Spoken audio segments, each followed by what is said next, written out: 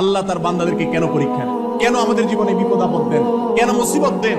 এর অন্যতম একটা কারণ হলো আল্লাহ রাব্বুল আলামিন আমাদেরকে আস্তে আস্তে আপার গ্রেডে উঠাতে চায়। ক্লাস 1 এর পরীক্ষায় পাশ করলে 2 তে উঠা যায়, 2 তে পাশ করলে পরবর্তীতে উঠা যায়, 5 এ পাশ করলে 6 এ উঠা যায়, এভাবে এসএসসি পাশ করলে এইচএসসি তে যাওয়া যায়, এইচএসসি শেষ করলে তারপরটাতে যাওয়া যায়, এভাবে আস্তে আস্তে মানুষ উপর দিকে উঠতে থাকে। ঠিক একই ভাবে ইমানদার যখন পরীক্ষা দিতে থাকে আল্লাহ রাব্বুল আলামিন তাকে ইমানদার হিসেবে আল্লাহর কাছে তার মাকামকে উপর দিকে উঠাতে থাকেন।